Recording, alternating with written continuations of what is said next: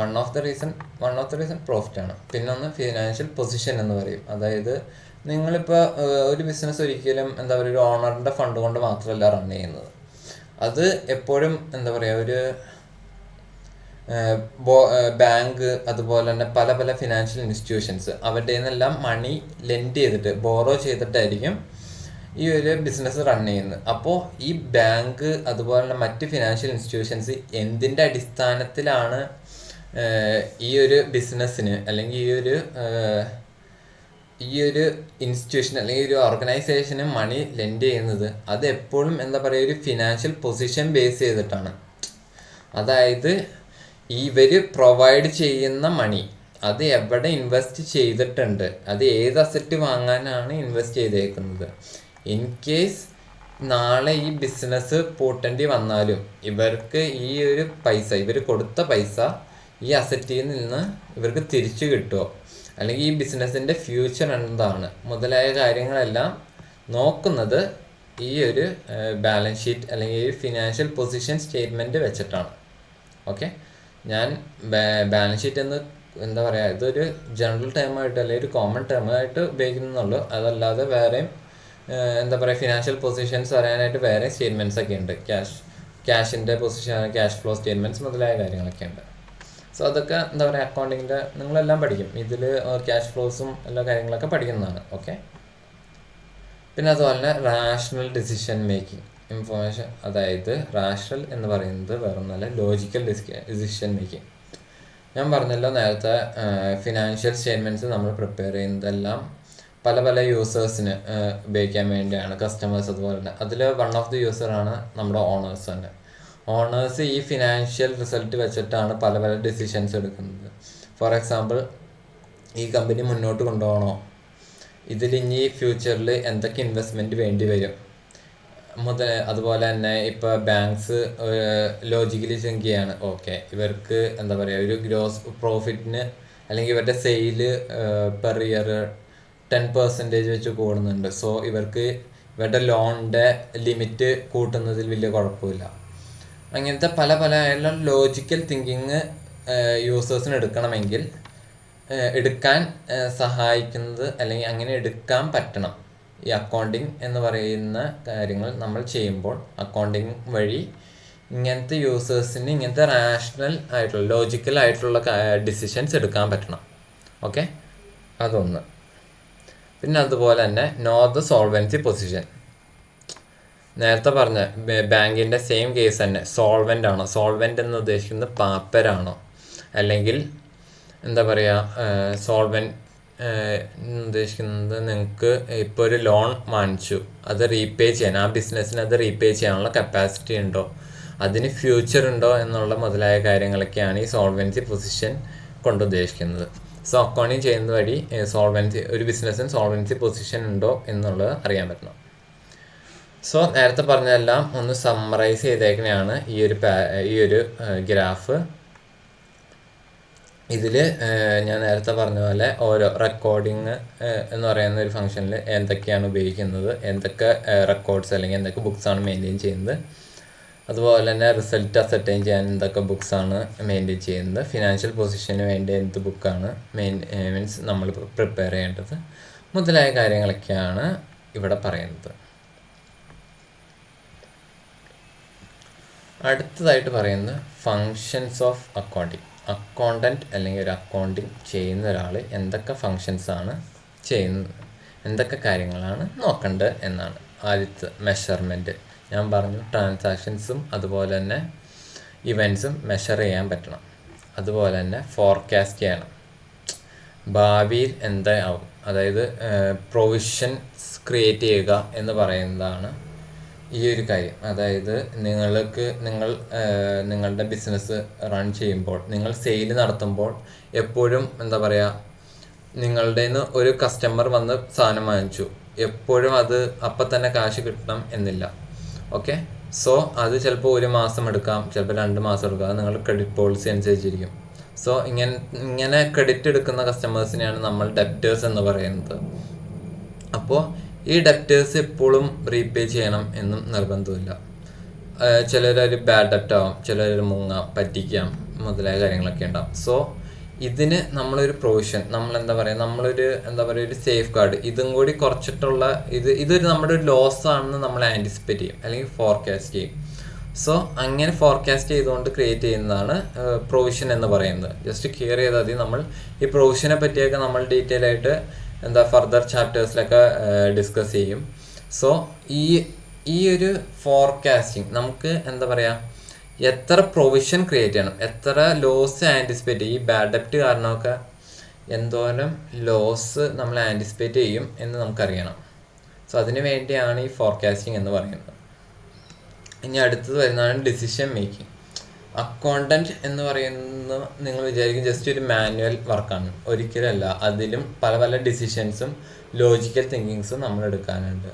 അതായത് അക്കൗണ്ടിങ്ങിൽ പല പല മെത്തേഡ്സ് ഉണ്ട്. ഫോർ എക്സാമ്പിൾ നമ്മുടെ സ്റ്റോക്ക് അല്ലെങ്കിൽ ഇൻവെൻട്രി മെഷർ ചെയ്യാനായിട്ട് പല പല മെത്തേഡ്സ് ഉണ്ട്. FIFO, LIFO, weighted average, simple average, അങ്ങനത്തെ കുറേ മെത്തേഡ്സ് ഉണ്ട്. അതൊക്കെ നിങ്ങൾ പഠിക്കും.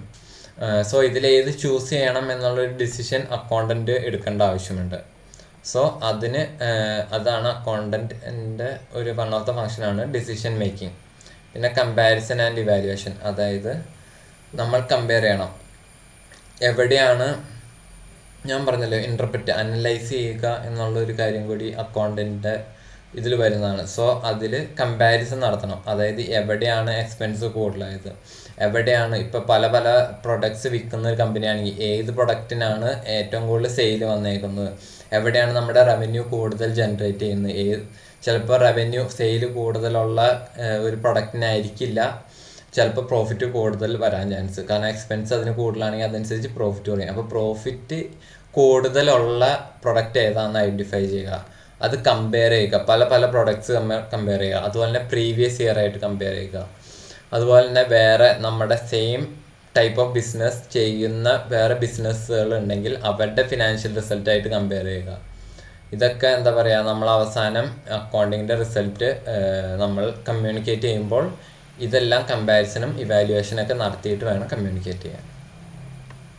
അടുത്തത് വരുന്നത് കൺട്രോൾ. നമ്മൾ അക്കൗണ്ടിങ്ങിൽ കൺട്രോൾ വയ്ക്കുക. അതായത് ഫോർ എക്സാമ്പിൾ നമ്മൾ ഈ അക്കൗണ്ടിങ് എന്ന് പറയുന്നൊരു പ്രോസസ്സ് നമ്മുടെ ബിസിനസ്സിൽ അല്ലെങ്കിൽ അങ്ങനത്തെ ഒരു വർക്ക് നമ്മുടെ ബിസിനസ്സിൽ ചെയ്യുന്നത് നമ്മുടെ മണി ട്രാൻസാക്ഷൻസിൽ ഒരു കൺട്രോൾ വയ്ക്കാനാണ്. അതായത് നമ്മുടെ ബിസിനസ്സിൽ നിന്ന് പൈസ നഷ്ടമാവുന്നില്ല, അതുപോലെ തന്നെ നമ്മുടെ ബിസിനസ് പ്രോഫിറ്റിലാണ്, അതുപോലെ തന്നെ നമ്മുടെ ബിസിനസ്സിന് ഇപ്പോഴും നല്ലൊരു ഫ്യൂച്ചർ ഉണ്ട്. അതുപോലെ തന്നെ നമ്മുടെ ബിസിനസ് നമ്മുടെ കൺട്രോളിലാണ് എന്ന ഒരു ബോധ്യം നമുക്ക് ഉണ്ടാവാൻ അല്ലെങ്കിൽ അതിൻ്റെ ഓണേഴ്സിന് ഉണ്ടാവാൻ വേണ്ടിയാണ് അക്കൗണ്ടിങ് എന്ന് പറയുന്ന ഒരു പ്രോസസ്സ് നമ്മുടെ ഇവിടെ ചെയ്യുന്നത്. സോ അതും ഒരു അക്കൗണ്ടിങ് എന്ന് പറയുന്ന ഒരു ജോബിൻ്റെ ഒരു ഫങ്ഷനായിട്ട് കാണാവുന്നതാണ്. ഓക്കെ. പിന്നെ ഗവൺമെൻറ് റെഗുലേഷൻ, അതായത് ഇന്ത്യയിൽ അക്കൗണ്ടിങ് എന്ന് പറയുന്നത്, ബുക്ക് കീപ്പിംഗ് എന്ന് പറയുന്നത് പല കമ്പനീസ് അതുപോലെ തന്നെ പല ഓർഗനൈസേഷൻ ഇത്ര സെയിൽസ് അല്ലെങ്കിൽ ഇത്ര റവന്യൂ ജനറേറ്റ് ചെയ്യുന്ന ബിസിനസ് 10 lakh ലിമിറ്റ് എന്നാണ് എൻ്റെ ഒരു ഓർമ്മ. അപ്പോൾ അത്ര ഒരു ലിമിറ്റിന് മുകളിൽ നിങ്ങൾക്ക് സെയിൽ ഇതൊക്കെ ഉണ്ടെങ്കിൽ നിങ്ങൾ കമ്പൽസറി ആയിട്ട് അക്കൗണ്ടിങ് അല്ലെങ്കിൽ ബുക്സ് മെയിൻറ്റെയിൻ ചെയ്യണമെന്ന് ഗവൺമെൻറ്റിൻ്റെ റൂളുണ്ട്. അതുപോലെ തന്നെ ഗവൺമെൻറ് ടാക്സേഷൻ കാര്യങ്ങൾക്കൊക്കെ ആയിട്ട് അക്കൗണ്ടിങ് വളരെ ഉപകാരപ്പെടുന്നതാണ്. അടുത്തത് വരുന്നതാണ് ബുക്ക് കീപ്പിംഗ് എന്ന് പറയുന്നത്. ബുക്ക് കീപ്പിംഗ് എന്ന് പറയുന്നത് വേറൊന്നുമല്ല, it's A part of accounting എന്ന് പറയാം. അല്ലെങ്കിൽ അക്കൗണ്ടിങ് എന്ന് പറയുന്നത് ആക്ച്വലി ബുക്ക് കീപ്പിംഗ് എന്ന് പറയുന്നത് it's A preliminary stage of accounting എന്നാണ് നമുക്ക് പറയാൻ പറ്റുക. അതായത് നമ്മൾ പറഞ്ഞില്ലേ റെക്കോർഡ് ചെയ്യുക, അതുപോലെ തന്നെ പല പല സബ്സിഡിയറി ബുക്സ് ഉണ്ട്. നമ്മൾ റെക്കോർഡ് ചെയ്യുന്നത് ജേണൽ എന്ന് പറയുന്ന ഒരു ബുക്കിലാണ്. എന്നാൽ അതിന് തന്നെ പല പല സബ്സിഡിയറി ബുക്സ് ഉണ്ട്. അപ്പോൾ അതിലേക്കൊക്കെ അതൊക്കെ കീപ്പ് ചെയ്യുക എന്ന് പറയുന്നതാണ് ബുക്ക് കീപ്പിംഗ് എന്ന് പറയുന്ന കാര്യങ്ങൾ. യൂഷ്വലി ബുക്ക് കീപ്പിങ്ങിന് വേണ്ടി അതിനൊരാളുണ്ടാവും. അപ്പോൾ അത് ചെയ്യുന്ന ഒരു പ്രോസസ്സാണ്. അക്കൗണ്ടിങ്ങിൻ്റെ ഒരു പ്രിലിമിനറി സ്റ്റേജ് എന്ന് പറയുന്നതാണ് ബുക്ക് കീപ്പിംഗ്. ബുക്ക് കീപ്പിംഗ് ആണോ അക്കൗണ്ടിങ് എന്ന് ചോദിച്ചാൽ അല്ല എന്നേ പറയാൻ പറ്റുള്ളൂ. എന്നാൽ ബുക്ക് കീപ്പിംഗ് അല്ലേ, book keeping is A part of accounting എന്ന് ചോദിക്കുകയാണെങ്കിൽ അതെ, book keeping is somewhat A part of accounting എന്ന് പറയാം. ഓക്കെ, പിന്നെ objectives of book keeping just ഒന്ന് വായിച്ചു നോക്കുക. കാരണം വേറൊന്നുമല്ല, ബുക്ക് കീപ്പിങ്ങും അക്കൗണ്ടിങ്ങും തമ്മിലുള്ള ഒരു ഡിഫറൻസിയേഷൻ കൊടുക്കുന്നുണ്ട്. ഓക്കെ, അത് എന്താ പറയുക, പ്രിലിമിനറി 2 സ്റ്റേജായിട്ട് കണക്കാക്കുകയാണെങ്കിൽ നമുക്ക് ബുക്ക് കീപ്പിങ്ങും അക്കൗണ്ടിങ്ങും സെപ്പറേറ്റ് ആയിട്ട് തന്നെ പറയാൻ പറ്റും. എന്നാൽ എന്താ പറയുക, actually speaking in real scenario accounting book keeping are same. Okay, accounting ചെയ്യുന്ന ആൾക്കാരൊക്കെ തന്നെയാണ് ബുക്ക് കീപ്പിങ്ങും ചെയ്യുന്നത് എന്നൊക്കെയാണ് നമുക്ക് പറയാൻ പറ്റുള്ളൂ. ഇതിൽ ബുക്ക് കീപ്പിങ്ങിൻ്റെ അക്കൗണ്ടിങ്ങിൻ്റെ ഡിഫറൻസസ് പറയുന്നുണ്ട്. നിങ്ങളത് ജസ്റ്റ് ഒന്ന് വായിച്ചു നോക്കുക. വളരെ സിമ്പിളായിട്ടുള്ള കാര്യങ്ങളാണ്. ബുക്ക് കീപ്പിംഗ് എന്ന് പറയുന്നത് റെക്കോർഡിംഗ് ഓഫ് ട്രാൻസാക്ഷനാണ്. അക്കൗണ്ടിങ് എന്ന് പറയുന്നത് കുറച്ചുകൂടി അഡ്വാൻസ് ആയിട്ടുള്ള സമ്മറൈസിങ് ഓഫ് ഈ റെക്കോർഡ് ട്രാൻസാക്ഷൻ്റെ സമ്മറൈസിങ് ആണ് ചെയ്യുന്നത് എന്നൊക്കെയാണ് പറയുന്നത്. ഓക്കെ, ലിറ്ററലി നമ്മൾ ഡെഫിനേഷൻ നോക്കുകയാണെങ്കിൽ book keeping and accounting R same. But എന്താ പറയുക, ഒരു പ്രിലിമിനറി സ്റ്റേജ് ഓഫ് അക്കൗണ്ടിങ് എന്നേ ബുക്ക് കീപ്പിങ്ങിനെ പറയാൻ പറ്റുള്ളൂ. കണ്ടോ, book keeping is A base of accounting. Okay, വേണമെങ്കിൽ നമുക്ക് ഈ ബുക്ക് കീപ്പിങ്ങിനെ അക്കൗണ്ടിങ് ആയിട്ട് കൺസിഡർ ചെയ്യാവുന്നതൊക്കെ ഉള്ളൂ. അപ്പോൾ ഇത് വളരെ സിമ്പിളായിട്ടുള്ളൊരു എന്താ പറയുക, ഒരു ഡിഫറൻസിയേഷനാണ്. ഇത് ഞാൻ എക്സ്പ്ലെയിൻ ചെയ്യാൻ താല്പര്യമില്ല. നിങ്ങൾക്ക് വളരെ ഏതൊരു മീൻസ് അക്കൗണ്ടിങ്ങിനെ പറ്റി ബേസ് ഇല്ലാത്ത ഒരാൾക്കും ഇത് വായിക്കാവുന്നതാണ്. ബട്ട് ഇത് വായിക്കണം, കാരണം ഇത് ബേസ് ചെയ്തിട്ട് ക്വസ്റ്റ്യൻസ് വരാൻ വളരെ ചാൻസ് കൂടുതലാണ്. ഇനി അക്കൗണ്ടിങ് എന്ന് പറയുന്നത് എന്താ പറയുക, ഒരു സമുദ്രമാണെന്ന് പറയാം. കാരണം അതിൻ്റെ സ്കോപ്പ് എന്ന് പറയുന്നത് വളരെ കൂടുതലാണ്. സോ അതുകൊണ്ട് തന്നെ ഇതിന് കുറേ സബ് ഫീൽഡ്സ് ഉണ്ട്. അല്ലെങ്കിൽ എന്താ പറയുക, അക്കൗണ്ടിങ്ങിനെ തന്നെ ട്വിസ്റ്റ് ചെയ്യുന്നുണ്ട്. പല യൂസേഴ്സിൻ്റെ ആവശ്യം അനുസരിച്ച് അക്കൗണ്ടിങ്ങിനെ എന്താ പറയുക, പല ക്ലാസിഫിക്കേഷൻസ് ആയിട്ട് മാറ്റുന്നുണ്ട്. അപ്പോൾ ആ ക്ലാസിഫിക്കേഷൻസ് അല്ലെങ്കിൽ സബ് ഫീൽഡ്സ് എന്താണെന്നാണ് ഈ താഴെ പറയുന്നത്. ഒന്നാമത്തത് ഫിനാൻഷ്യൽ അക്കൗണ്ടിങ്, അതായത് നോർമലായിട്ട് ചെയ്യുന്ന എന്താ പറയുക, നമ്മൾ റെക്കോർഡ് ചെയ്യുന്ന കാര്യങ്ങളെല്ലാം profit and loss account, balance sheet കാര്യങ്ങളൊക്കെ ആണ് ചെയ്യുന്നത്. അതായത് പ്രിപ്പയർ ചെയ്യുക കാര്യങ്ങൾ. ഈ ഫിനാൻഷ്യൽ അക്കൗണ്ടിങ് ആണ് നമ്മളിപ്പോൾ പഠിക്കാൻ പോകുന്ന മെയിനായിട്ടുള്ള കാര്യം. പിന്നെ വരുന്നൊരു കേസാണ് മാനേജ്മെൻറ്റ് അക്കൗണ്ടിങ് എന്ന് പറയുന്നത്. ഇതിലാണ് മറ്റേ ഇൻ്റർപ്രിട്ടേഷൻ, അതുപോലെ തന്നെ കോസ്റ്റ് കൺട്രോൾ. മാനേജിങ് അക്കൗണ്ടിങ് എന്ന് പറയുന്നത് actually it's A separate subject എന്ന് വേണമെങ്കിൽ പറയാം. അതിന് ഒരു ഫോർമാറ്റൊക്കെ ഉണ്ട് ആക്ച്വലി. സോ മാനേജ്മെൻറ്റ് അക്കൗണ്ടിങ് എന്താ പറയുക, കുറച്ചും കൂടി ഹയർ ലെവലിൽ ചെയ്യുന്നത്, അല്ലെങ്കിൽ ബിഗ് ഓർഗനൈസേഷൻസ് ചെയ്യുന്നത് ഇതാണ് കാര്യങ്ങളാണ്. ഇതെല്ലാം നമ്മൾ ഡീൽ ചെയ്യുന്നത് അടുത്ത ഇൻ്റർമീഡിയറ്റ് അല്ലെങ്കിൽ ഫൈനൽ സ്റ്റേജുകളിലേക്കാണ് മാനേജ്മെൻറ്റ് അക്കൗണ്ടിങ്ങിൻ്റെ പറ്റി പഠിക്കുകയും കാര്യങ്ങളൊക്കെ ചെയ്യുന്നത്. ഇത് വേറെ ഒന്നല്ല, ഇത് ചെയ്യുന്ന ഫങ്ഷൻസ് ഇതൊക്കെ തന്നെയാണ്. സ്റ്റുവർഡ്ഷിപ്പ്, പ്ലാൻ ചെയ്യുക, അതുപോലെ തന്നെ ഫോർകാസ്റ്റ് ചെയ്യുക, ബഡ്ജറ്റ് ചെയ്യുക, അതൊക്കെയാണ് ഈ മാനേജ്മെൻറ്റ് അക്കൗണ്ടിങ്ങിൽ വരുന്നത്. ഇറ്റ്സ് ക്വൈറ്റ് ബേസ് അല്ലെങ്കിൽ അതുപോലത്തുള്ള കാര്യങ്ങൾ, ജേണൽ അതുപോലുള്ള കാര്യങ്ങളൊക്കെ ഫിനാൻഷ്യൽ അക്കൗണ്ടിങ്, മാനേജ്മെൻറ്റ് അക്കൗണ്ടിങ് ആണെങ്കിലും കോസ്റ്റ് അക്കൗണ്ടിങ്ങിലാണെങ്കിലും സെയിം തന്നെയാണ്. But the way of approach പിന്നെ ഈ 3 ഫീൽഡിലാണെങ്കിലും അതിൻ്റെ യൂസേഴ്സിന് കൊടുക്കുന്ന ഔട്ട്പുട്ടിൽ ഡിഫറെൻ്റ് ആണ്. മനസ്സിലാവുന്നില്ലേ? ഫിനാൻഷ്യൽ അക്കൗണ്ടിങ്ങിൽ പ്രോഫിറ്റ് ആണെങ്കിൽ മാനേജ്മെൻറ്റ് അക്കൗണ്ടിൽ പറയുന്നത് ബഡ്ജറ്റിങ് കാര്യങ്ങളൊക്കെയാണ്. കോസ്റ്റ് അക്കൗണ്ടിൽ പറയുന്നത് കോസ്റ്റിൻ്റെ ബേസിലാണ്.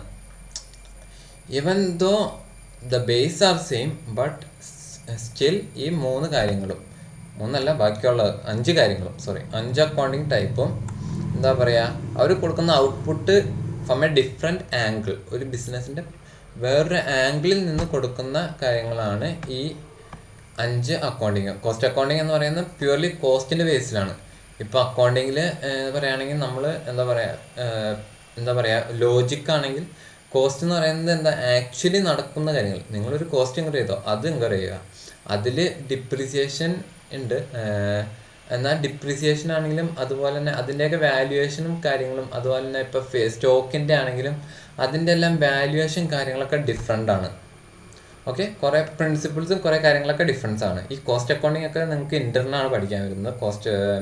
കോസ്റ്റ് അക്കൗണ്ടിങ് എന്ന് പറയുന്ന ഒരു സബ്ജക്റ്റ് തന്നെയുണ്ട്. അപ്പോൾ അതിലൊക്കെ നമ്മൾ പഠിക്കുന്നതാണ്. സോഷ്യൽ റെസ്പോൺസിബിലിറ്റി അക്കൗണ്ടിങ്ങും അതുപോലെ ഹ്യൂമൻ റിസോഴ്സ് എന്ന് പറയുന്നത് എംപ്ലോയീസിൻ്റെ ഒക്കെ ബേസിൽ വരുന്ന ആ കാര്യങ്ങളൊക്കെ ഡീൽ ചെയ്യുന്ന അക്കൗണ്ടിങ് ഒക്കെയാണ്. ഇതൊക്കെ നിങ്ങൾ ഫൈനൽ ലെവലിലൊക്കെയാണ് പഠിക്കുന്നത്. ഓക്കെ,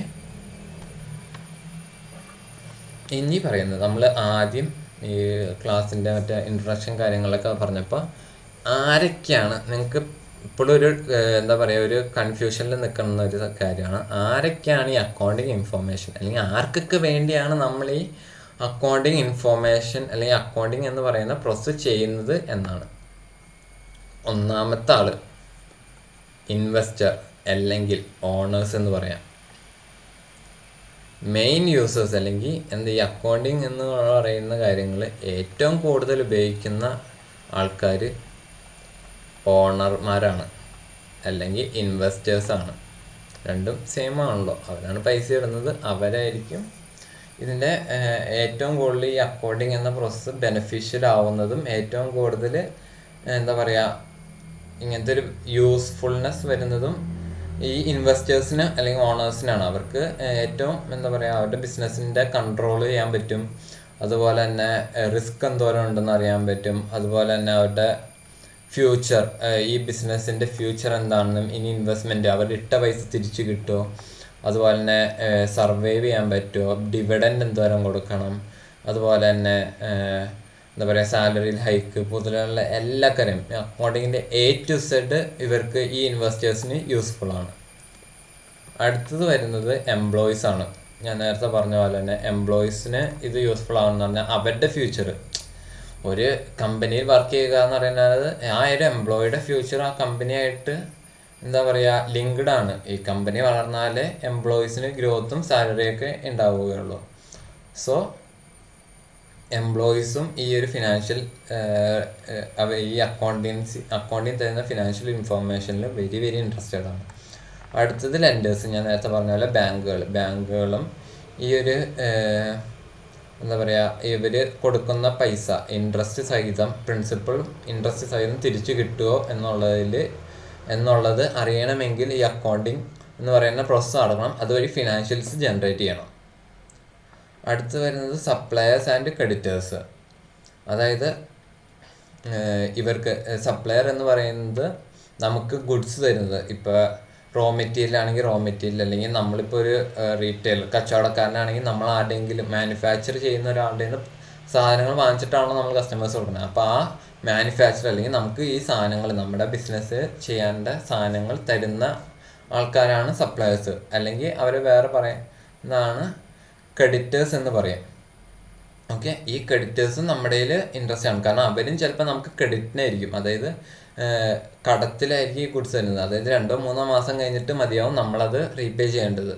സോ ഇത് ഈ സപ്ലയേഴ്സ് അല്ലെങ്കിൽ ഈ ക്രെഡിറ്റേഴ്സിന് അവർക്ക് അറിയേണ്ടത് നമുക്ക് ഇങ്ങനെ ഗുഡ്സ് സപ്ലൈ ചെയ്താൽ നമുക്കത് അതിൻ്റെ പൈസ തിരിച്ചടയ്ക്കാൻ പറ്റുന്ന ഒരു കണ്ടീഷനിലാണ് നമ്മുടെ ബിസിനസ് റണ്ണ് ചെയ്യുന്നത് എന്നുള്ള കാര്യങ്ങളൊക്കെയാണ് ഈ സപ്ലയർ അല്ലെങ്കിൽ ക്രെഡിറ്റർ പോലുള്ള ആൾക്കാർക്ക് അറിയേണ്ടത്. പിന്നെ വരുന്നത് കസ്റ്റമേഴ്സ്. അത് നമ്മൾ നേരത്തെ ഡിസ്കസ് ചെയ്തതാണ്. കസ്റ്റമേഴ്സ് നമ്മൾ സെൽ ഔട്ട് ചെയ്യുന്നു, അതും ക്രെഡിറ്റിനാണ്. അപ്പോൾ ഈ വാങ്ങുന്ന ഗുഡ്സ് നല്ലതാണോ, ഇവർക്ക് എന്താ പറയുക ബെനിഫിഷ്യൽ ആണോ, നല്ലൊരു എന്താ പറയുക ക്വാളിറ്റി. ഇന്നത്തെ മാർക്കറ്റിൽ പണ്ട് ക്വാണ്ടിറ്റിയുടെ ബേസിലാണെങ്കിൽ ഇന്ന് കസ്റ്റമേഴ്സ് വെൽ എഡ്യൂക്കേറ്റഡ് ആണ്, അവർ ക്വാളിറ്റിയും കൂടി നോക്കിയിട്ടാണ് എന്തൊരു സാധനം വാങ്ങുന്നത്. സോ കസ്റ്റമേഴ്സ് നമ്മുടെ എന്താ പറയുക നമ്മുടെ ബിസിനസ്സിൻ്റെ ബേസും അതിൻ്റെ ഫിനാൻഷ്യൽ പൊസിഷൻസൊക്കെ അനലൈസ് ചെയ്തിട്ടാണ് നമ്മുടെ ഇന്ന് സാധനങ്ങൾ വാങ്ങുന്നത്. പിന്നെ വരുന്നതാണ് government and there agencies. Look, ഒരു ബിസിനസ് എപ്പോഴും റൺ ചെയ്യുന്നത് ഒരു എക്കണോമിക് എൻവയോൺമെൻറ്റിലാണ്. സോ അത് ഒരു ബിസിനസ്സിനെ ഫെസിലിറ്റേറ്റ് ചെയ്യാനുള്ള പല കാര്യങ്ങളും നമ്മുടെ ഗവൺമെൻറ് നമ്മുടെ സൊസൈറ്റിയിൽ ചെയ്യുന്നുണ്ട്. സോ അവർക്ക് അതിനുള്ള റിട്ടേൺ എന്ന് പറയുന്നത് ഈ ബിസിനസ് ജനറേറ്റ് ചെയ്യുന്ന ഇൻകത്തിൽ നിന്ന് കിട്ടുന്ന ടാക്സ് ആണ്. ഓക്കെ, അതുപോലെ തന്നെ ഒരു ബിസിനസ് സോഷ്യൽ വെൽഫെയർ, ഒരു പബ്ലിക്കിൻ്റെ വെൽഫെയർ അനുസരിച്ചാണോ നടക്കുന്നത് എന്നുള്ളത് ഗവൺമെൻറ്റിനും അതുപോലെ തന്നെ പബ്ലിക്കിനും അറിയേണ്ടത് വളരെ അത്യാവശ്യമാണ്. സോ ഈ കാരണങ്ങളാൽ തന്നെ ബിസിനസ്സിന് ഒരു അക്കൗണ്ടിങ് ഉണ്ടെങ്കിൽ അതിൽ നിന്ന് ജനറേറ്റ് ചെയ്യുന്ന ഫിനാൻഷ്യൽസിൽ നിന്ന് ഇപ്പോൾ ഗവൺമെൻറ്റ്സിനാണെങ്കിൽ ഡ്യൂട്ടീസ് എല്ലാം കറക്റ്റായിട്ട് പേ ചെയ്തിട്ടുണ്ടോ, അവരുടെ സെയിൽ എത്രയാണ്, അതനുസരിച്ചുള്ള ടാക്സ് അവർ ഗവൺമെൻറ്റിലേക്ക് അടച്ചിട്ടുണ്ടോ മുതലായ കാര്യങ്ങൾ, അല്ലെങ്കിൽ അവർ ടാക്സ് വെട്ടിക്കുന്നുണ്ടോ എന്നുള്ള കാര്യങ്ങളൊക്കെ ഗവൺമെൻറ്റിന് ഈ അക്കൗണ്ടിങ് റെക്കോർഡ്സ് ചെക്ക് ചെയ്യുന്ന വഴി മനസ്സിലാവും. അതുപോലെ തന്നെ ഈ ബിസിനസ് എന്തെങ്കിലും പബ്ലിക്കിനെതിരായിട്ടുള്ള എന്തെങ്കിലും എക്സ്പെൻഡിച്ചർ ഇൻകർ ചെയ്യുന്നുണ്ടോ എന്നുള്ളതും ഒരു പബ്ലിക്, അതായത് ഇപ്പോൾ ഫോർ എക്സാമ്പിൾ പബ്ലിക്കിന് എങ്ങനെ മനസ്സിലാവുമെന്ന് വെച്ചാൽ ഇപ്പോൾ ലിസ്റ്റഡ് കമ്പനീസ് ആണെങ്കിലും അതുപോലെ തന്നെയുള്ള മിക്ക കമ്പനീസും അവരുടെ ഫിനാൻഷ്യൽസ് പബ്ലിഷ് ചെയ്യണം എന്നുള്ളതുണ്ട്. സോ പബ്ലിക്കിനാണെങ്കിൽ അത് വേണമെങ്കിൽ ചെക്ക് ചെയ്യാം. പിന്നെ അതുപോലെ തന്നെ റൈറ്റ് ടു ഇൻഫർമേഷൻ ആക്ട് എന്ന് പറയുന്ന ഒരു ആക്ട് ഉണ്ട്. അതുവഴി നമുക്ക് കമ്പനീസിൻ്റെ അതുപോലെ തന്നെ ഏതെങ്കിലും ഫിനാൻഷ്യൽ ഇൻസ്റ്റിറ്റ്യൂഷൻ്റെ പറ്റുമെങ്കിൽ അവരുടെ ഫിനാൻഷ്യൽസ് നമുക്ക് ചെക്ക് ചെയ്യാനൊക്കെ പറ്റുന്നതാണ്. പിന്നെ വരുന്നത് മാനേജ്മെൻറ്റ് എന്ന് ഉദ്ദേശിക്കുന്നത് വേറെ ഒന്നുമല്ല, top general manager, CEO, CFO മുതലായുള്ളവരാണ്. അവർക്കും ഈ ബിസിനസ്സിനെ പറ്റി പ്ലാൻ ചെയ്യണം. അപ്പോൾ ബിസിനസ്സിനെ പറ്റി പ്ലാൻ ചെയ്യണമെങ്കിൽ അവർക്ക് ഈ ഫിനാൻഷ്യൽസ് ഉണ്ടായാൽ മാത്രമേ ബിസിനസ്സിനെ പറ്റി പ്ലാൻ ചെയ്യാനും ബിസിനസ്സിൻ്റെ ഫ്യൂച്ചർ എങ്ങനെ പോകണം, എന്തൊക്കെ ഡിസിഷൻസ് എടുക്കണം, എങ്ങനെയൊക്കെ ഫണ്ട്സ് സ്വരുക്കൂട്ടണം, അതുപോലെ തന്നെ ഫണ്ട് അറേഞ്ച് ചെയ്യണം, എവിടെയൊക്കെ സ്പെൻഡ് ചെയ്യണം എന്നുള്ള കാര്യങ്ങളൊക്കെ അറിയണമെങ്കിൽ മാനേജ്മെൻറ്റിനും ഫിനാൻഷ്യൽ അക്കൗണ്ടിങ് എന്ന് പറയുന്ന പ്രോസസ്സ് വളരെ വളരെ ഇമ്പോർട്ടൻ്റ് ആണ്, അതുപോലെ തന്നെ യൂസ്ഫുള്ളുമാണ്. ഇനി അക്കൗണ്ടിങ് എന്ന് പറയുന്ന ഈ സബ്ജക്റ്റ് അത് ബാക്കിയുള്ള വേറെയും നമ്മൾ പഠിക്കുന്ന കുറേ സബ്ജക്റ്റ് ഉണ്ട്. എക്കണോമിക്സ്, മാനേജ്മെൻറ്റ്, അതുപോലെ തന്നെ സ്റ്റാറ്റിസ്റ്റിക്സ്, മാത്തമാറ്റിക്സ്, അതുപോലെ തന്നെ ലോ മുതലായ കാര്യമായിട്ടും ബന്ധപ്പെട്ട് കിടക്കുന്നതാണ്. അത് തമ്മിലുള്ള റിലേഷൻ എന്താണെന്ന് നോക്കാം. ഫസ്റ്റ് നമ്മൾ നോക്കാൻ പോകുന്നത് അക്കൗണ്ടിങ്ങും എക്കണോമിക്സും. അക്കൗണ്ടിങ് നമ്മൾ ആദ്യമേ പറഞ്ഞു, അക്കൗണ്ടിങ്ങിൽ നമ്മൾ എന്താ ചെയ്യുന്നത്, മോണിറ്ററി വാല്യൂ ഉള്ള കാര്യങ്ങളാണ് നമ്മൾ റെക്കോർഡ് ചെയ്യുന്നത്, അതായത് എക്കണോമിക് വാല്യൂ ഉള്ള കാര്യങ്ങൾ. സോ നോർമലി എക്കണോമിക്സും അക്കൗണ്ടിങ് ആയിട്ട് റിലേഷൻഷിപ്പ് ഉണ്ട്. ഓക്കെ, അപ്പോൾ എക്കണോമിക് എന്ന് പറയുന്നത് എന്താ പറയുന്നത്, നമ്മുടെ റിസോഴ്സസ് സ്കേഴ്സ് ആണ്, പക്ഷെ നമ്മുടെ വാണ്ട്സ്, അതായത് നമ്മുടെ ആവശ്യങ്ങൾ വളരെ വളരെ അൺലിമിറ്റഡ് ആണ്. അപ്പോൾ നമ്മളെങ്ങനെ നമ്മുടെ ഈ ലിമിറ്റഡ് റിസോഴ്സ് കൊണ്ട് നമ്മുടെ നീഡ്സ് അല്ലെങ്കിൽ വാണ്ട്സ് സാറ്റിസ്ഫൈ ചെയ്യും എന്നുള്ളതാണ്. ഇത് ഒരു മാനേജ്മെൻറ്റ് ലെവലിൽ എക്കണോമിക് എന്ന് പറയുന്നത് അവർക്ക് വളരെ ഇമ്പോർട്ടൻ്റ് ആയിട്ടുള്ള കാര്യമാണ്. അവരുടെ റിസോഴ്സസ് കുറവാണ്, പക്ഷെ അവർക്ക് കുറേ കാര്യങ്ങൾ അച്ചീവ് ചെയ്യാനുണ്ട്. സോ അതൊക്കെ എവിടെയാണ്, അപ്പോൾ ഇവരുടെ റിസോഴ്സസ് ഏതാണ്, അതുപോലെ തന്നെ ഇവർക്ക് എവിടേക്കാണ് ഇൻവെസ്റ്റ് ചെയ്യേണ്ട ഏരിയാസ് എന്നൊക്കെ കണ്ടുപിടിക്കണമെങ്കിൽ അതിന് അക്കൗണ്ടിങ് വളരെ വളരെ ഇമ്പോർട്ടൻ്റ് ആണ്. ഓക്കെ, ഇതൊക്കെയാണ് മെയിനായിട്ട് വരുന്നത്. ഇതൊക്കെ നിങ്ങൾ ജസ്റ്റ് ഒന്ന് വായിച്ചു നോക്കുക, നിങ്ങൾക്ക് പെട്ടെന്ന് കിട്ടുന്ന കാര്യങ്ങളൊക്കെയാണ്. ഞാൻ അക്കൗണ്ടിങ് ആൻഡ് സ്റ്റാറ്റിസ്റ്റിക്സ്, ഞാൻ നേരത്തെ പറഞ്ഞ പ്രൊവിഷൻസ് മുതലായ കാര്യങ്ങളൊക്കെ നമുക്ക് ക്രിയേറ്റ് ചെയ്യാനുണ്ട്. അപ്പോൾ കുറേ എസ്റ്റിമേറ്റ്സ് കാര്യങ്ങളൊക്കെ ഉണ്ട്. അതുപോലെ തന്നെ എന്താ പറയുക, ഇപ്പോൾ സ്റ്റാറ്റിസ്റ്റിക്സ്, അക്കൗണ്ടിങ്, ഇപ്പോൾ സ്റ്റാറ്റിസ്റ്റിക്സ് ഞാൻ നേരത്തെ മാനേജ്മെൻറ്റിൻ്റെ കാര്യം പറഞ്ഞ മാനേജ്മെൻറ്റും സ്റ്റാറ്റിസ്റ്റിക്സ് ഉപയോഗിക്കുന്നുണ്ട്. അപ്പോൾ അത് വെക്കണമെങ്കിൽ നമുക്ക് അവർക്കൊരു ബേസ് വേണ്ടേ. ഫോർ എക്സാമ്പിൾ പറയുകയാണെങ്കിൽ ഇപ്പോൾ അവർക്ക് വേറൊരു കമ്പനിയുടെ ഫിനാൻഷ്യൽസ് വെച്ച് ചെക്ക് ചെയ്യണമെങ്കിൽ, അവരുടെ ബിസിനസ് പൊസിഷൻ, മാർക്കറ്റിലെ പൊസിഷൻ ചെക്ക് ചെയ്യണമെങ്കിൽ അവർക്ക് സ്വന്തം മാർക്കറ്റിലെ ഫിനാൻഷ്യൽ പൊസിഷൻ എന്താണെന്ന് അറിഞ്ഞാൽ മാത്രമേ അവർക്ക് വേറൊരു കമ്പനിയായിട്ട് അത് കമ്പയർ ചെയ്യാൻ പറ്റുള്ളൂ. സോ അതിന് സ്റ്റാറ്റിസ്റ്റിക്സ്, അങ്ങനത്തെ ഒരു സ്റ്റാറ്റിസ്റ്റിക്സ് കാര്യങ്ങളൊക്കെ ചെയ്യണമെങ്കിൽ അക്കൗണ്ടിങ് എന്ന് പറയുന്നത് വളരെ റിലേറ്റഡ് ആയിട്ടും വളരെ ഹെൽപ്ഫുൾ ആയിട്ടുള്ളൊരു കാര്യമാണ്. ഇനി അക്കൗണ്ടിങ് മാത്തമാറ്റിക്സ്, ഇവിടെ +2 കൊമേഴ്സ് ചെയ്ത് വന്നവർക്കറിയാം. നിങ്ങൾ എപ്പോഴും ക്ലാസ്സിൽ കേൾക്കുന്നത്, അല്ലെങ്കിൽ ഇനി ഈ ക്ലാസ്സിലാണെങ്കിലും ഫ്യൂച്ചറിൽ എല്ലാവരും കേൾക്കാൻ പോകുന്ന ഒരു വാക്കാണ് ടാലി ആവുക, അക്കൗണ്ട്സ് ടാലി ആവുക എന്നുള്ളത്.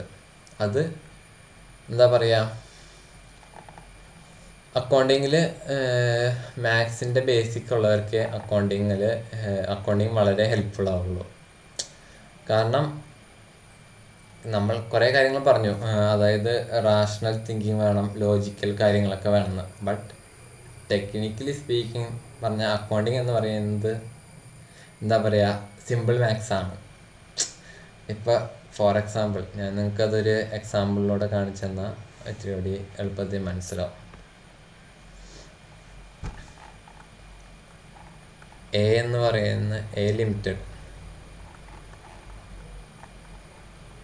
ഒരു കമ്പനിയാണ്. ഇവരുടെ ക്യാപിറ്റൽ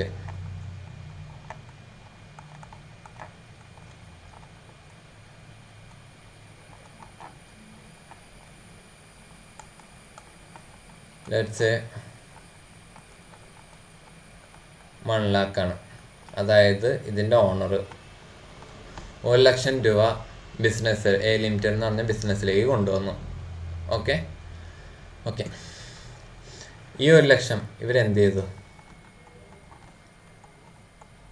പ്ലാന്റ് ആൻഡ് മെഷീനറി, അതായത് അസറ്റ് വാങ്ങാനായിട്ട് ഇതിൽ 20K ഉപയോഗിച്ചു. 20,000 രൂപ ഇവരുപയോഗിച്ചു. ഓക്കെ, പിന്നെ ഇവർ പർച്ചേസ് ചെയ്യാനായിട്ട്, സാധനങ്ങൾ പർച്ചേസ് ചെയ്യാനായിട്ട് 30K ഉപയോഗിച്ചു. ഇത് ഞാൻ ജസ്റ്റ് തുടക്കമുള്ള സമയമാണ് കേട്ടോ, ജസ്റ്റ് തുടങ്ങിയ സമയമാണ്. വേറെ സെയിൽ കാര്യങ്ങളൊന്നും ഞാൻ ഡിസ്കസ് ചെയ്യുന്നില്ല, ജസ്റ്റ് തുടക്കമുള്ള കാര്യമാണ് പറയുന്നത്.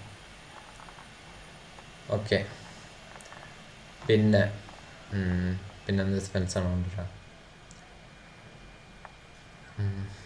ഓക്കെ, ഇവർ ഒരു ബിൽഡിങ്ങും വാങ്ങിച്ചു എന്ന് വിചാരിക്കുക. ബിസിനസ് തുടങ്ങാനായിട്ട് ഒരു ബിൽഡിങ്ങും വാങ്ങിച്ചു. അത് ലെറ്റ്സ് സേ 45Kക്ക്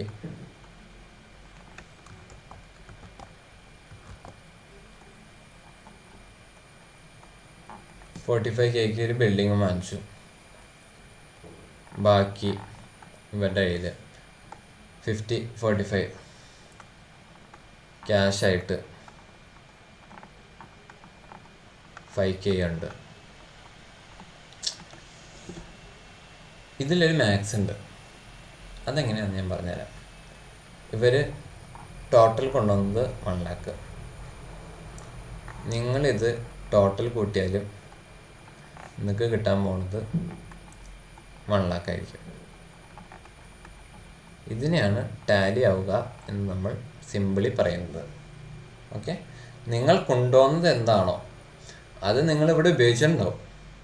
ഈ 1 or the other way അത് ഇവിടെ ഉപയോഗിച്ചിട്ടുണ്ടാവും.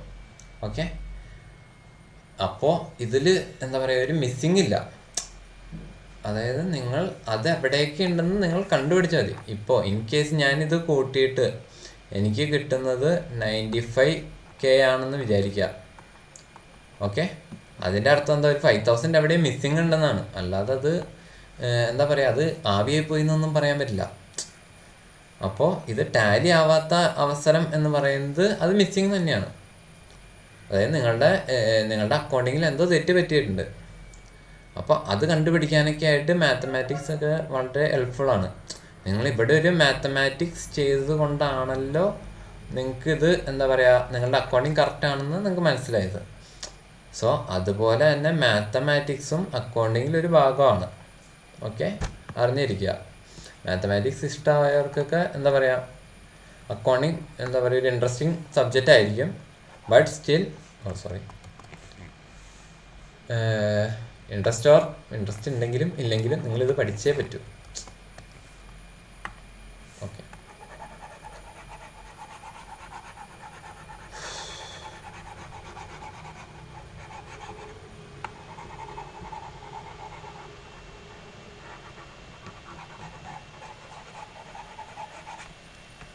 ഓക്കെ,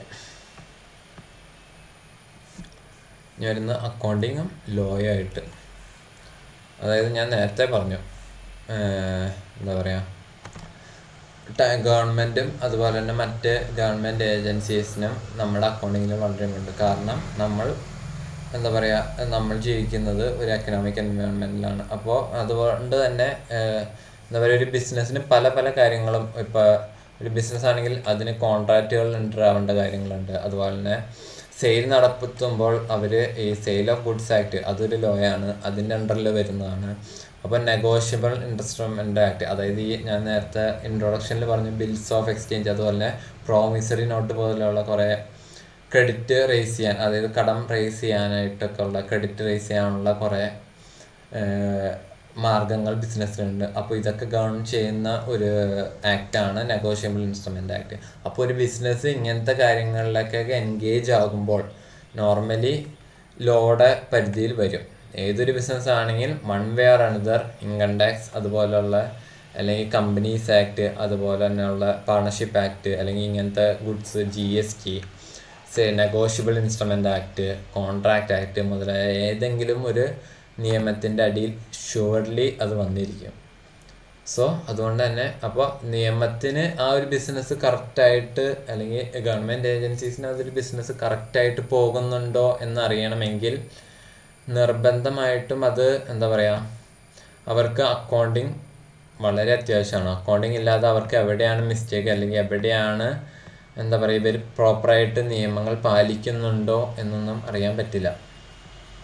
അതുപോലെ തന്നെ അക്കൗണ്ടിങ്ങും മാനേജ്മെൻറ്റും, ബിസിനസ് എങ്ങനെ മാനേജ് ചെയ്യണം, ബിസിനസ്സിൻ്റെ ഫ്യൂച്ചർ എന്തായിരിക്കണം മുതലായ കാര്യങ്ങളൊക്കെ അറിയണമെങ്കിൽ മാനേജ്മെൻറ്റിന് അക്കൗണ്ടിങ് വളരെ യൂസ്ഫുള്ളാണ്, വളരെ ഡിപ്പെൻഡബിളാണ്. ഓക്കെ, സോ മാനേജ്മെൻറ്റിന് എന്താ പറയുക, അക്കൗണ്ടിങ് എന്ന പ്രോസസ്സ് ഇല്ലാതെ ഒരു ബിസിനസ് മാനേജ് ചെയ്യാൻ പറ്റില്ല എന്ന് തന്നെ പറയാൻ പറ്റും. ഇനി നമ്മുടെ ഏകദേശം ക്ലാസ്സിൻ്റെ എൻഡിലേക്ക് ആയിക്കൊണ്ടിരിക്കണം, കുറച്ചും കൂടെ ഉണ്ട്, നോ ഇഷ്യൂസ്, കുറച്ചുകൂടെ ഉണ്ട്, ബട്ട് ഓൾമോസ്റ്റ് എൻ്റെ ആവാറായിട്ടുണ്ട്. ഇനി നമ്മൾ വിചാരിക്കും അക്കൗണ്ടിങ്, ഇത്ര കേട്ടപ്പോൾ എല്ലാവരും വിചാരിക്കുന്നുണ്ടാവും അക്കൗണ്ടിങ് ഇത്ര ഇമ്പോർട്ടൻ്റ് ആണ്, ഇത്ര സൂപ്പറാണല്ലോ. പക്ഷെ അല്ല, അക്കൗണ്ടിങ്ങിന് അതിൻ്റേതായ ലിമിറ്റേഷൻസും ഉണ്ട്. ഓക്കെ, അതായത് ആദ്യത്തെ ലിമിറ്റേഷൻ എന്ന് പറയുന്നത് the factors which may be relevant in assessing the worth of business enterprise do not find place in accounts as they cannot be measured in terms of money. അതായത് ഞാൻ ഈ ബിസിനസ്സിൻ്റെ ഈ ക്ലാസ്സിൻ്റെ ആദ്യം ഞാൻ പറഞ്ഞു, അതായത് ഒരു എൻ്റർപ്രൈസിന് പല പല കാര്യങ്ങളുണ്ടാവും, പല പല ട്രാൻസാക്ഷൻ ഇവൻറ്റ്സ് ഉണ്ടാവും. പക്ഷേ ഇതെല്ലാം നമ്മൾ റെക്കോർഡ് ചെയ്യണമെന്നില്ല. കാരണം നമ്മൾ അക്കൗണ്ടിങ്ങിൽ റെക്കോർഡ് ചെയ്യണമെങ്കിൽ അവിടുത്തെ ബേസിക് കാര്യം ആയിട്ടുള്ളൊരു സംഭവമുണ്ട്. അതായത് അത് മോണിറ്ററി ടേംസിൽ മെഷർ ചെയ്യാൻ പറ്റുന്നതായിരിക്കണം. എല്ലാ കാര്യങ്ങളും അങ്ങനെ മെഷർ ചെയ്യാൻ പറ്റണം എന്നൊന്നുമില്ല. ഫോർ എക്സാമ്പിൾ ഇവിടെ നല്ലൊരു എക്സാമ്പിൾ പറയുന്നുണ്ട്, ലോയൽറ്റി അല്ലെങ്കിൽ സ്കിൽ ഓഫ് എ പേഴ്സണൽ, ഒരാളുടെ ഒരു സ്കില്ല്, അതൊരിക്കലും നമുക്കത് എന്താ പറയുക അക്കൗണ്ടിങ്ങിൽ കാണിക്കാൻ പറ്റില്ല. അത് പുള്ളിയുടെ ഒരു സ്കില്ലാണ്, പുള്ളിക്ക് കൊടുക്കുന്ന സാലറി നമുക്ക് റെക്കോർഡ് ചെയ്യാൻ പറ്റും. ബട്ട് പുള്ളിയുടെ ആ ഒരു എന്താ പറയുക ലോയൽറ്റി അല്ലെങ്കിൽ ആ ഒരു സ്കില്ലൊന്നും നമുക്ക് ഒരിക്കലും അക്കൗണ്ടിങ്ങിൽ പറയാൻ പറ്റില്ല. അപ്പോൾ എന്താ പറയുക, ഒരു ഓണർ പുള്ളിയുടെ ഒരു ഫിനാൻഷ്യൽസ് എടുത്ത് നോക്കിയാൽ ഓക്കെ ഇന്ന ആൾ പക്കയായിട്ട് പെർഫോം ചെയ്യുന്നുണ്ടെന്ന് പറയാനൊന്നും പറ്റില്ല. അതിന് വേറെ ടൂൾസ്, വേറെ കാര്യങ്ങളൊക്കെ മാനേജ്മെൻറ്റ് റിലേ ചെയ്യേണ്ടി വരും. അടുത്തത് ബാലൻസ് ഷീറ്റ്. ബാലൻസ് ഷീറ്റിൽ വരുന്നത് എന്താണെന്ന് വെച്ചാൽ balance sheet show position of. ഈ ബാലൻസ് ഷീറ്റ് എന്ന് പറയുന്നത് ഞാൻ പറഞ്ഞു ഫിനാൻഷ്യൽ പൊസിഷൻ അറിയാനുള്ളത്. പക്ഷേ ഈ ബാലൻസ് ഷീറ്റിനുള്ള പ്രശ്നം എന്താണെന്ന് വെച്ചാൽ അതെന്നാണോ ഉണ്ടാക്കുന്നത് ആ ദിവസത്തെ പൊസിഷനെ അറിയാൻ പറ്റുള്ളൂ, ഫ്യൂച്ചറിൻ്റെ ഒരിക്കലും പറയാൻ പറ്റില്ല. അതായത് ആ ഒരു ബാലൻസ് നോക്കിയിട്ട് നമുക്ക് പ്രെഡിക്റ്റ് ചെയ്യാൻ പറ്റും. കഴിഞ്ഞ 2-3 കൊല്ലത്തെ ബാലൻസ് ഷീറ്റ് നോക്കിയിട്ട് നമുക്ക് പ്രെഡിക്റ്റ് ചെയ്യാൻ പറ്റും. പക്ഷെ ഒരിക്കലും നമുക്ക് ഈ ഫ്യൂച്ചറിൻ്റെ ബാലൻസ് ഷീറ്റ് എന്താ പറയുക അത്ര പെർഫെക്റ്റ് ആയിട്ട് നമുക്ക് ഉണ്ടാക്കാനൊന്നും പറ്റില്ല. അതുകൊണ്ട് തന്നെ ഒരു ബിസിനസ്സിൻ്റെ ഫ്യൂച്ചർ പൊസിഷൻ എന്താണെന്നുള്ളതും പക്കയായിട്ട് നമുക്ക് ഒരിക്കലും പറയാൻ പറ്റില്ല.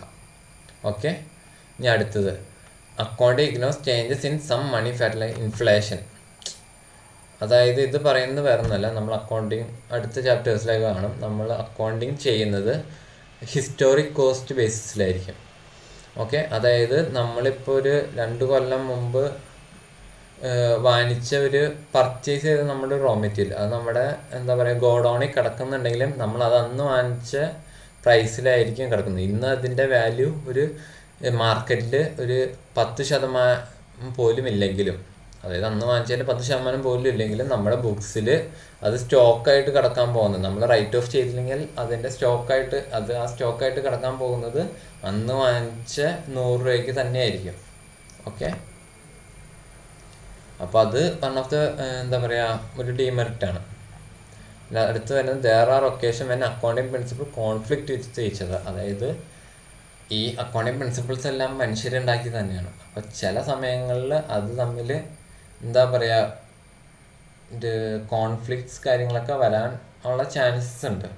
ഓക്കെ, അതിപ്പോൾ ഈ അക്കൗണ്ടിങ്ങിൽ മാത്രമല്ല, നമ്മുടെ ഇപ്പം ലോ എടുത്ത് നോക്കിയാലും ഒരു ലോയിൽ പറയുന്നത് ചിലപ്പോൾ വേറൊരു ലോയിൽ വരുമ്പോൾ എൻ്റയർലി ഡിഫറെൻ്റ് ആയിരിക്കും, തികച്ചും കോൺഫ്ലിക്റ്റ് ആയിരിക്കും. ഒരെണ്ണത്തിൽ ചെയ്യാമെന്ന് പറയുന്നത് മറ്റേ വേറൊരു നിയമം എടുത്ത് നോക്കുമ്പോൾ അത് ചെയ്യാൻ പറ്റില്ല എന്നുള്ളതായിരിക്കും പറയുന്നത്. ഓക്കെ,